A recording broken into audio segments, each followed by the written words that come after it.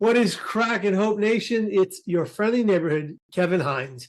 And this is yet again another episode of the Hindsights podcast, an incredible podcast about hope, healing, and recovery from brain pain, trauma, and adversity. Today's guest is an incredible entrepreneur, a powerhouse storyteller, and an all-around phenomenal human being.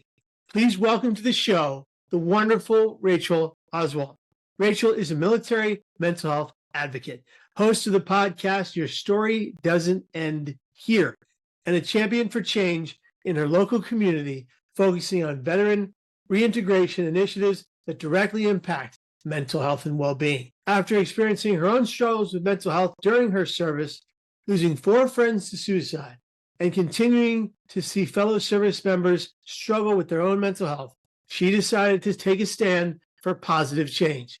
Rachel remains actively involved in her local community as a voice for the military and veterans, launching a military and veteran reintegration center, and continues to collaborate with other voices across the military and veteran communities to send the message, you are not and never alone. Rachel, thanks so much for joining us. How are you doing today? I am doing wonderful today. I'm so excited to be here. Thank you so much for having me on the show, Kevin. It's an honor to have you on the show, Rachel, and thank you first of all, for your service. We are the land of the free because of the brave, because of people like you, and I want to recognize that straight off the bat. Rachel, we're so glad to have you on the show, but before we really dive into your story, tell us about where you were born and what your early life was like. Yeah, absolutely. So I was born in Iowa, Midwest, born and raised, and I spent majority of my life in Iowa. The Navy's actually what brought me out of Iowa. And what was my childhood like? I was raised in a very Christian family. My dad was a pastor. That pastor's kid lifestyle, if you know, you know.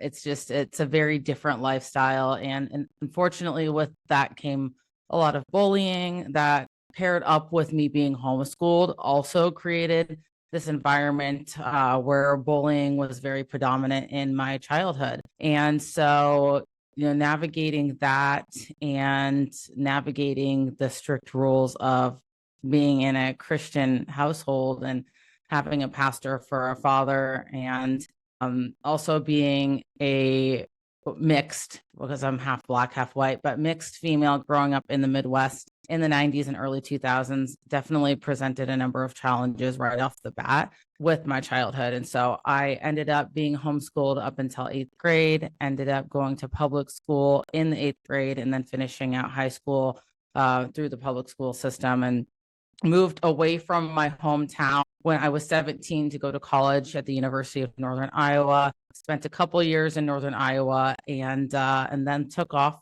for the Navy in 2015. I had to remember the year there for a second. I think what was most significant about my, I don't know if you'd consider early life, because I was still late teens, is that I was in a really toxic relationship for about 3 years before I left for the Navy, and I left Iowa. And that was definitely a huge turning point in my life, and a lesson that I look back to quite a bit.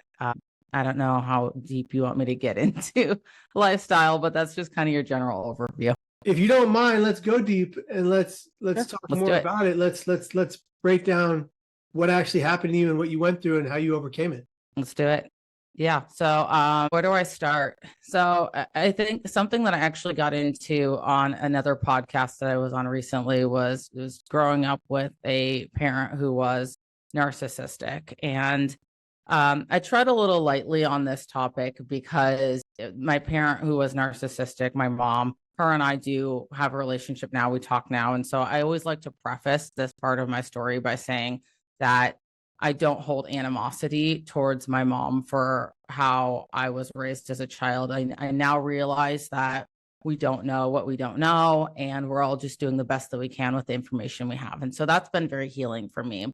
My childhood, that shaped a lot of my childhood, was the way that I was raised. And I also alluded to, being a pastor's kid and having strict rules around having religious parents. And that was a lot for me to deal with. I would say that one of the biggest things that really shaped, honestly, a lot of who I am, is that I didn't feel for a long time like I had the ability to stand up for myself. And what's interesting, Kevin, is I actually last night, as I was going through my Google, for some reason, I came across a blog that I wrote in 2013. And I was so unkind to myself at that time period of my life. And this is when I was going through this abusive relationship, which, if I look back on my childhood and everything that kind of laid the foundation for me getting up to that point where I ended up in this abusive relationship. And it was an emotionally abusive, not physically abusive, thankfully, but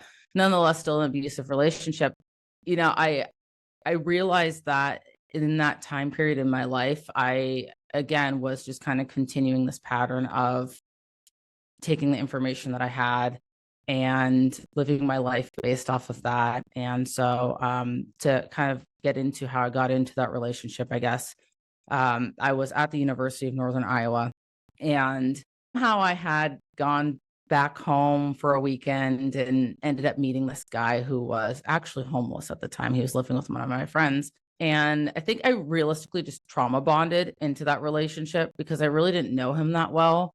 But for some reason, there was something in that relationship that like caused me to latch on. And I don't know if it's because when I was growing up, one of the rules that my parents had was you can't date. I wasn't allowed to talk to guys for really, ever, honestly. I just sneak around a lot of times if I wanted to even have guy friends. And so, all these rules foundationally created this. Embarrassingly enough, I got a tattoo. My first tattoo was a tattoo for him, and he had one for me too. I was so attached in this relationship that I knew probably about a year in, I knew it was bad for me. And I know that now, I can confirm that now because the blog that I told you about that I was reading on my Gmail from 2013 was probably about a year, maybe 2 years into that relationship. And in that blog, from the outside looking in, I can now see myself really having this argument in my head with, do I stick around when I know this is bad for me, but I really love this person and I still want to be here and I want to do all these things for him. And I noticed this pattern in my verbiage of like, I want to do this for him and I want to make sure that I make enough money for him because I care about him. And I was just in this really bad place. But I was also in this blog post talking about how depressed I was and how I think what hurt me the most was reading that I wanted to have something really bad happen to me because I wanted someone to care about me. And I felt like I wasn't cared for in that time. And so realistically, the only thing that broke me out of that relationship was physically removing myself from that relationship. And I was actually still paying for the apartment that him and I were living in when I physically removed myself from that relationship. Like, it wasn't an easy, like, one day I just woke up and said, I'm done and I don't want to do this anymore. There was still this like process where I still had that care, but I didn't have that care. I don't know if that makes any sense. Like, Makes sense. I knew there was like a detachment in my head of this relationship where I knew it was bad for me and I didn't care anymore, but I still cared for the human being and didn't want to put that human being out on the streets as a homeless person. So that is where I spent a good 3 years of my life before I left Iowa. And it wasn't like I just immediately left that relationship and left Iowa. I actually met my now husband a few months after I left that toxic relationship. And I was with him in Iowa for probably about a year before I left for the Navy. But yeah, that was a significant chunk of my life that affected a lot of who I was and weighed a lot on my self-esteem. I think when people aren't, or I shouldn't say people, but when I was in an emotionally abusive relationship, there was a lot of things that I told myself about myself that weren't true, but those things stuck with me for a really long time. Yeah. Our self-talk sticks with us for a long time. And if we repeat those things, what people sometimes don't realize is what we recite about ourselves, what we repeat about ourselves, that's what we believe about ourselves. Absolutely. So we recite and we repeat horrible, negative, spiteful, mean, hard, terrible things about ourselves. That's what we'll believe. But conversely, if we switch the narrative and start reciting positive, hopeful, powerful, giving, kind, generous messages to ourselves, that's also what we'll believe. over time. Right. It's about retraining the brain. Rachel, what inspired you to become, well, first of all, what inspired you to join the military, the Navy? And then second of all, what inspired you to become a mental advocate for the military? Yeah, so twofold here. When I was in that relationship that I just talked about for a little bit, there was a time that I actually joined or tried to join the Navy.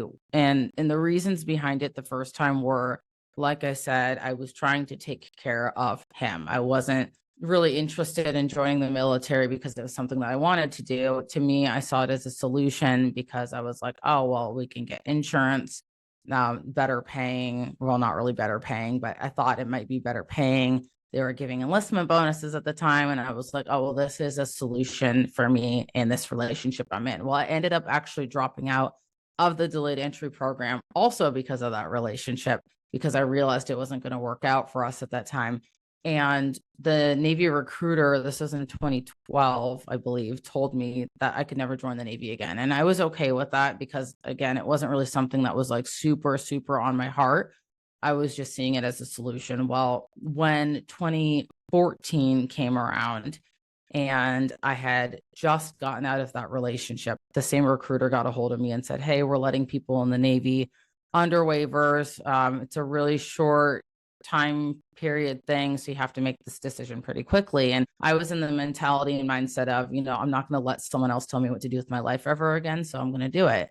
And so the differences between the first time and the second time is that the first time my options for jobs were very limited. I actually found out later that they didn't give me the depth perception test at MEPS, and so none of the aviation jobs were actually open to me.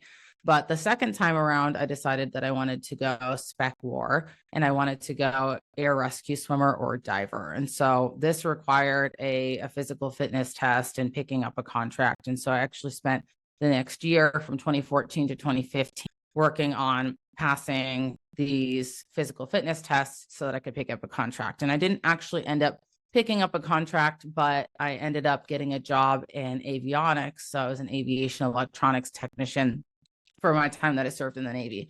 But I guess what I would say inspired me to join the Navy was just doing something different with my life, getting out of my situation, removing myself from that environment.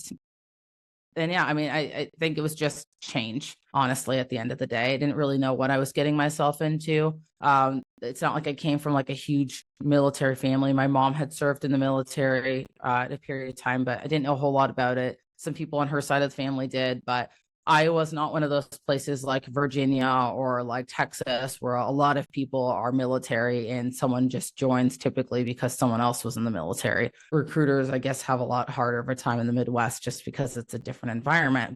What started me on my military mental health advocacy journey, that didn't start until a few years in.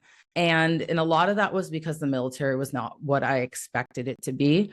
When I went to boot camp and I saw the environment of the Navy, I really thought that it was going to be more of a safe place. And I say safe because before I joined the military, there was a lot of times that I didn't feel safe. And a lot of times if I was walking on one side of the street and there was like a group of guys on the other side of the street, I didn't feel safe. And it was because of situations, like I said before, where I didn't feel like I could be in control of a lot of situations in my life. I didn't feel like I could say no in a lot of situations in my life, which unfortunately, led to situations of sexual abuse when I was younger. And really, even in those first few years in the military, there was still a little bit of that mindset there that I didn't feel empowered.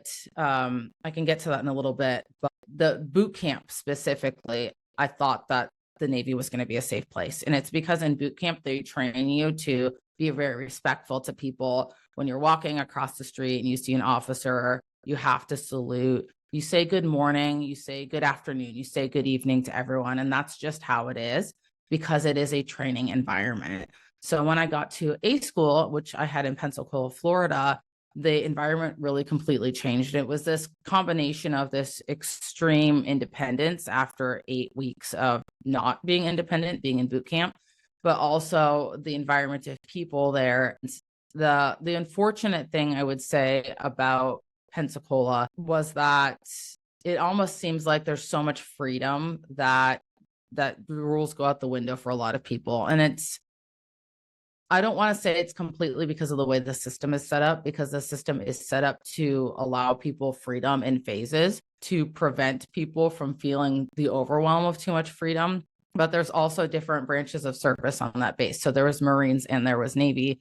And what I had found out a few weeks after, I think actually towards probably the end of my time there, I spent a few months in Pensacola, was that there was a group of guys who had a list of the new, I don't remember what they called us, trainees that were coming in, and they would try to sleep with as many as they could. And it made it feel like less of a safe place. I also had a friend who was physically assaulted when I was in Pensacola.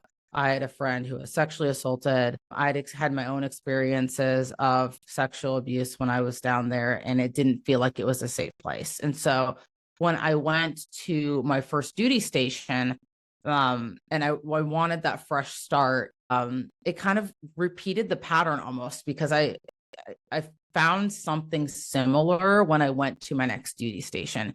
And that was that, I found this out months after I got there, but they would look people up on Facebook before they would come to a command.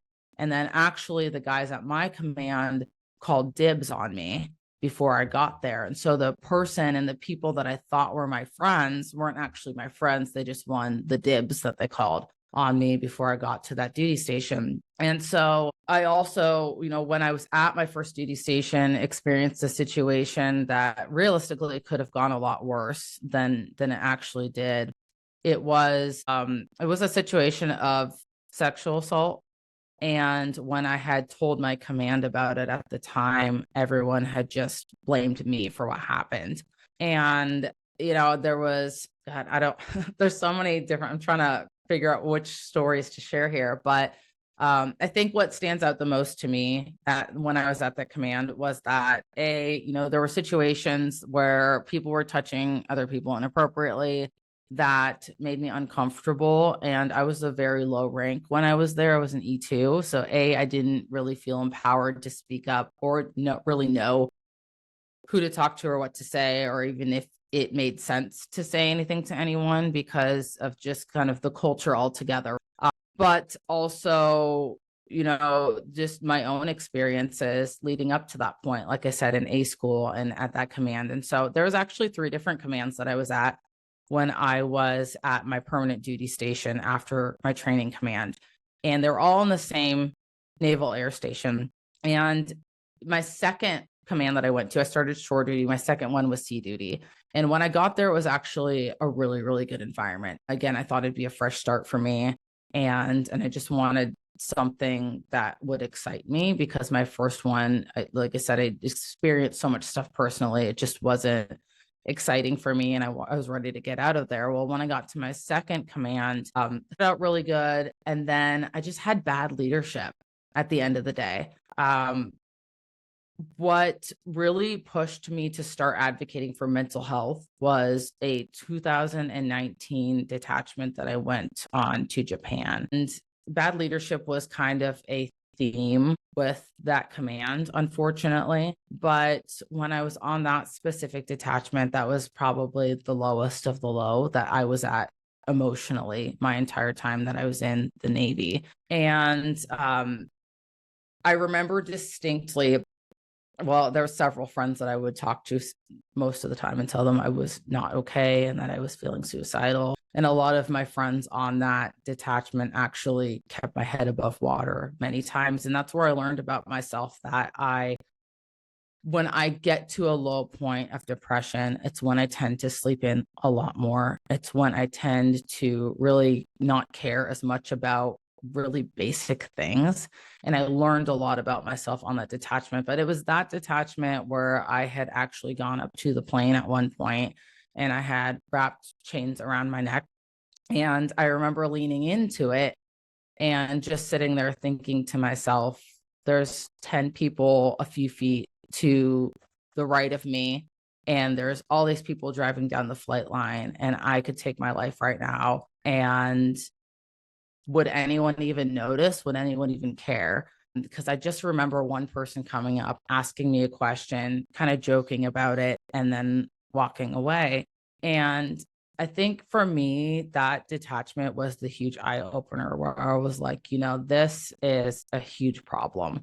And I wasn't the only person on that detachment that was depressed. And I think that's why other people had such a hard time helping me out, because they were also in such low places themselves. And it becomes a culture problem at this point, right? And I remember I came back from that detachment, and that, I believe, is when I started that petition to the MCPON, stands for Master Chief Petty Officer of the Navy, and we call it MCPON for short.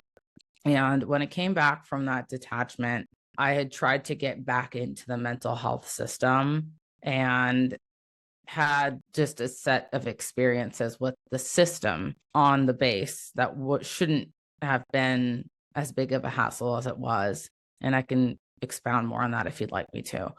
Ultimately, I was just outraged. I was outraged with the system. I was outraged with my own experiences. And then I kept losing friends to suicide that I was serving with. And it broke my heart more and more every time, to the point where the last one, before I separated from active duty, actually pushed me to go limited duty, which means that I was separated from my command so that I could go take care of myself. Because I was in such a bad place after that last one, mainly because I talked to this individual 2 nights before he took his life. And I had known him. I had known him since I got to my duty station. And it hit me really hard.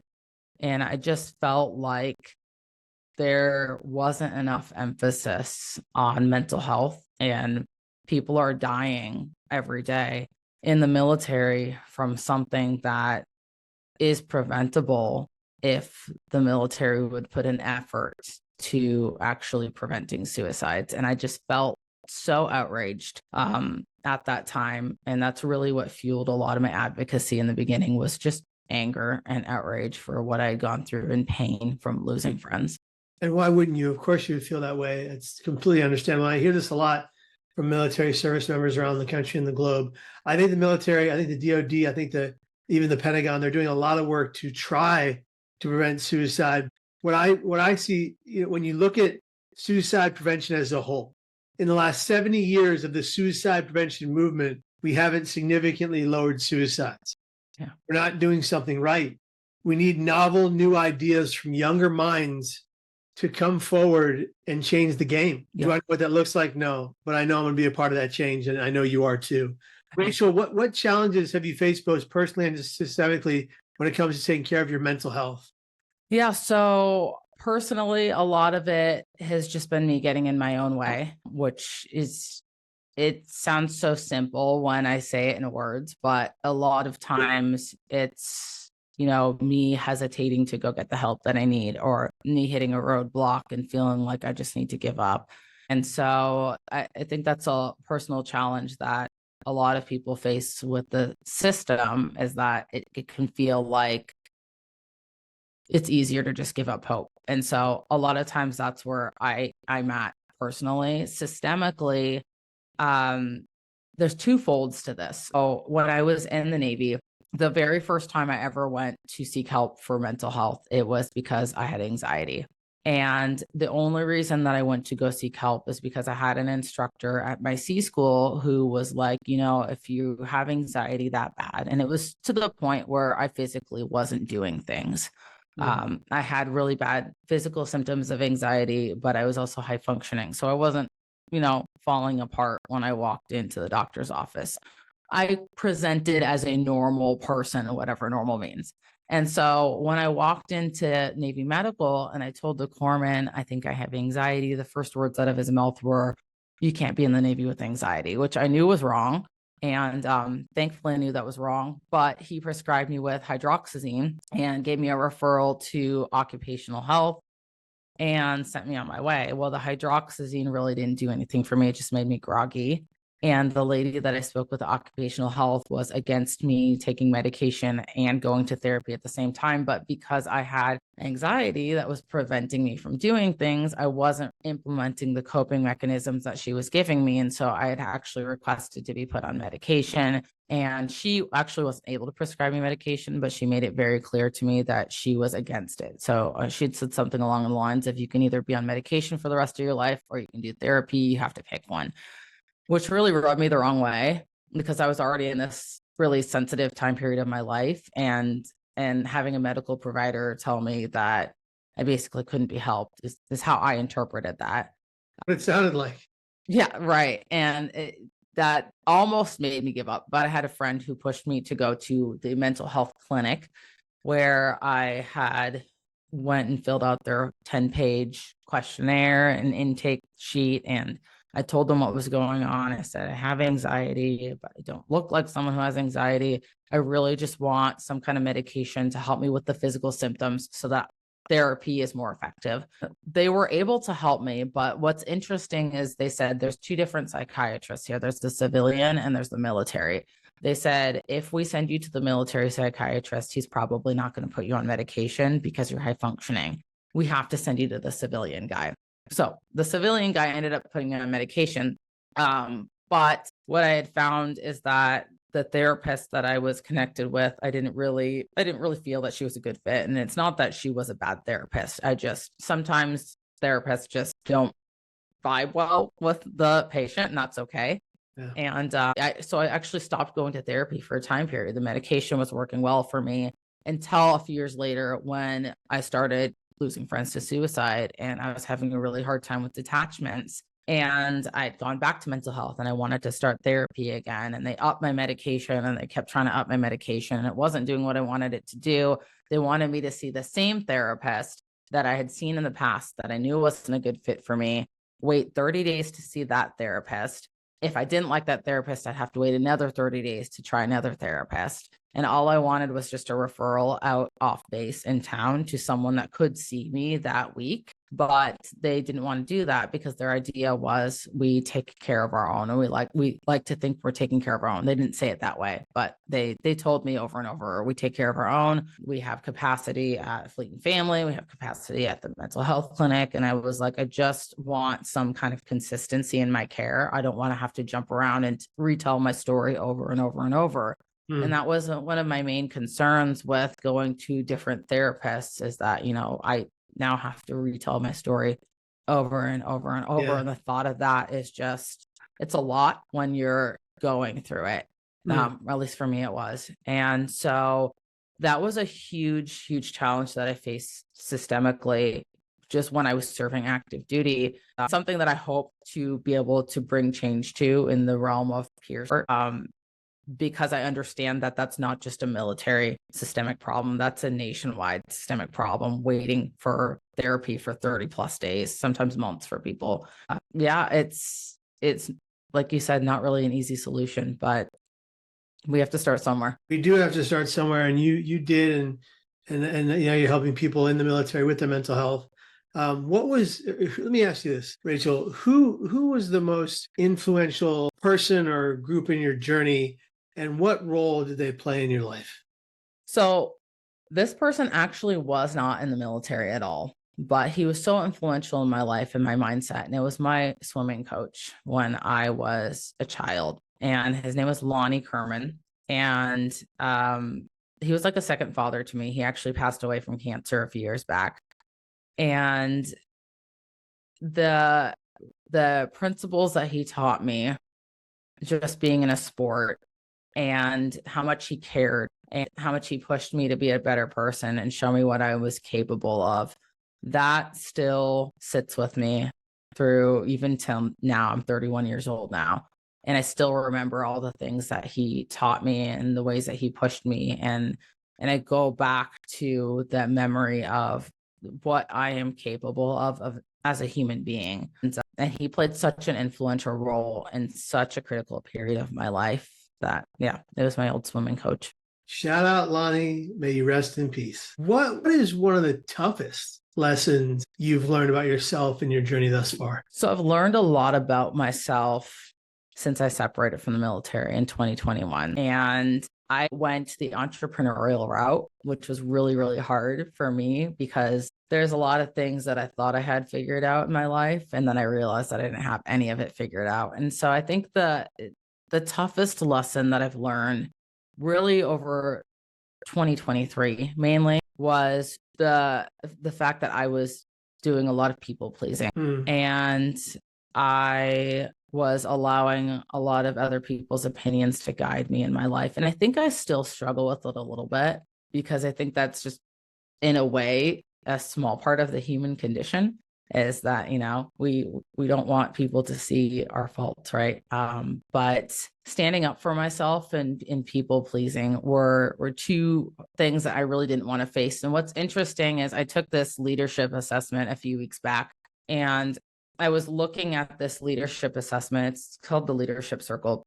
I was looking at this assessment and I was looking at all like the weak points and all the strengths in this assessment, and knowing in my head that matches, like I can think of an instance where every single one of those weaknesses has shown up in my life, and where every single one of those strengths has shown up in my life, but it wasn't matching with the person that I thought I was. And so what I realized is that I created this persona in my head. Like I created this idea of who I thought I was, but I wasn't matching my values and the way I lived my life to who that person was. And so this, I guess, epiphany in my head where I'm like, well, maybe that's why my life isn't catapulting where I want it to, because I'm not actually living up to the standard of who I think I am in my head. And so that's been a very tough thing to face with myself, but pointed me in the direction that I needed to start going. So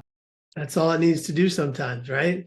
Yeah, absolutely. Rachel, what is the most positive thing you've learned about yourself in the path you've walked this far? I think the most positive thing that I've learned is that I'm capable. And I've known for years I'm capable, but I think it hit me pretty hard recently when I was looking at all these accounts of people on Instagram and Facebook and watching the journeys of people that I've followed for years, that I've watched them go from, a smaller friend circle and network to this network that's blown up. And I'm like thinking to myself a few days ago, what is it about these people that catapulted their life that is so different than me? And I'm like, it's really nothing. Like I am absolutely capable of having an extraordinary life that meets my standards and my values. And I'm absolutely capable of changing the world, even though some people might look at me and say, you can't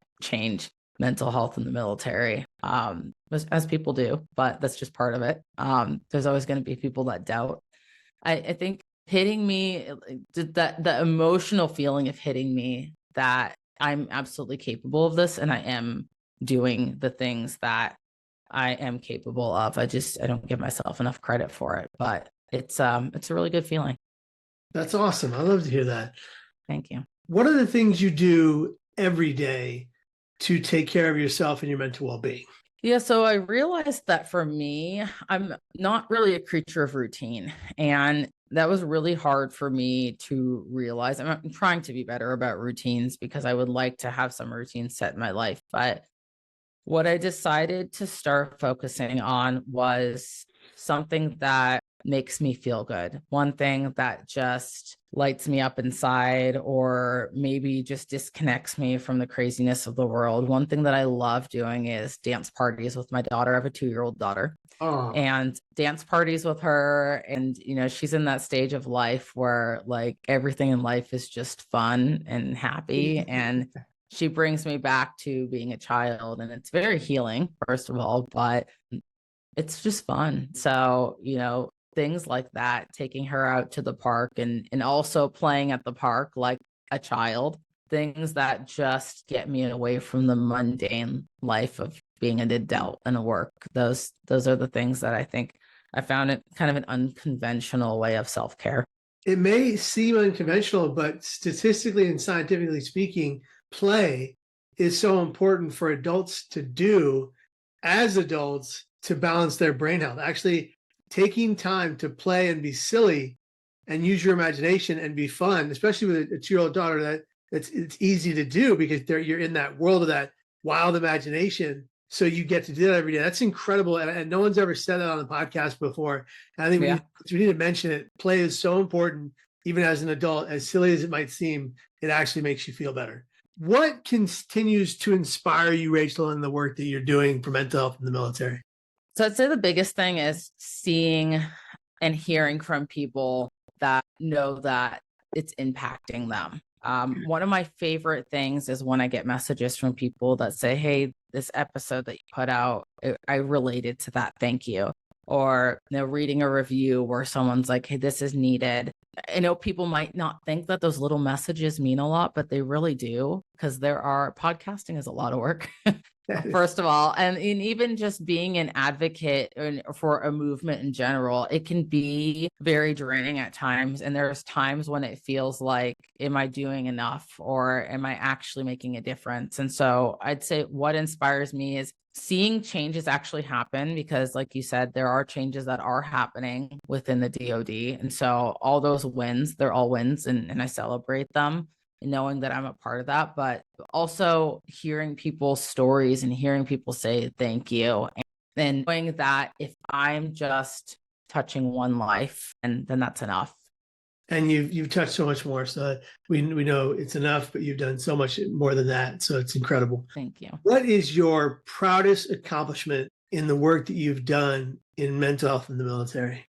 So I connected with a film director in 2022, and she was one of the directors of a film called Stranger at Home. And I connected with her on Instagram, and that led over to LinkedIn, I believe. And out of that connection from just reaching out on social media, I ended up spearheading this event in my community that was a film screening of this film, Stranger at Home.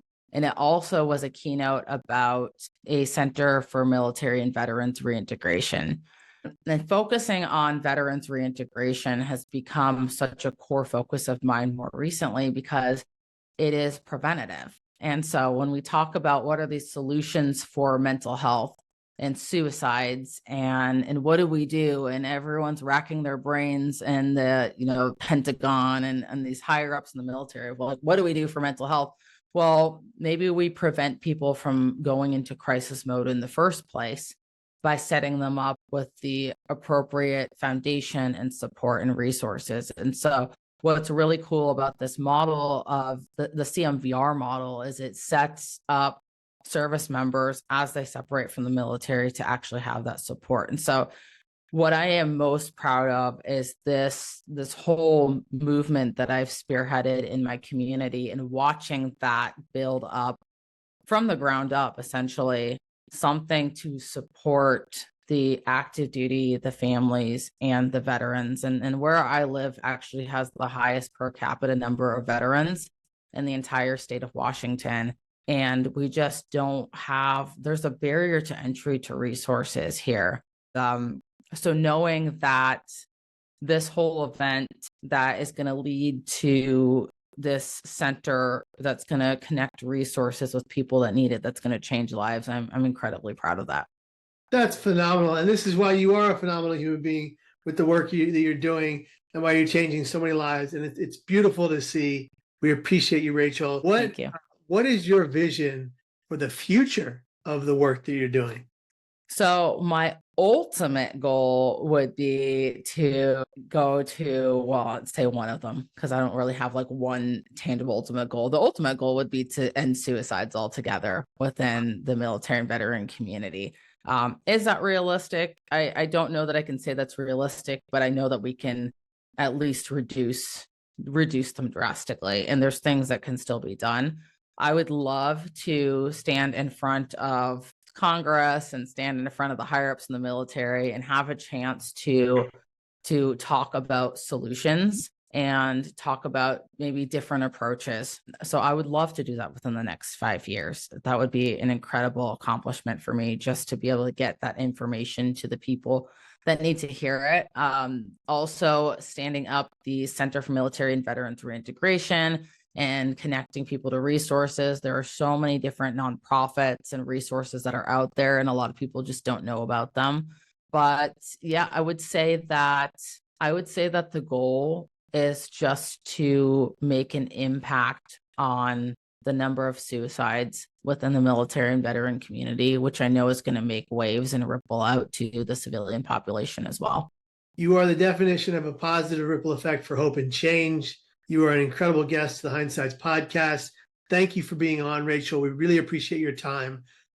We will link her information in the description, all of her websites and socials you'll be able to find, and you'll be able to reach out to her there any day of the week. Rachel, thank you for coming on the show. Friends who are watching, friends, family, individuals struggling with brain pain, folks in the military who are thinking of suicide, keep going. Your life is worth living. You are beautiful just as you are. You're not perfect. Nobody is, but you're meant to be here until your natural end, never to die by your hands. Suicide is not the answer to the problem. It is the problem. Suicidal ideations are the greatest liars we know. We don't have to listen to them. Be here tomorrow and every single day after that. Fight for your change, fight for your wellness, because you've got that gift on the other side. If you don't see hope around the corner, you haven't walked far enough to reach it. Keep going. Thank you, Rachel, for your time. Take care, be well, and be here tomorrow. See ya.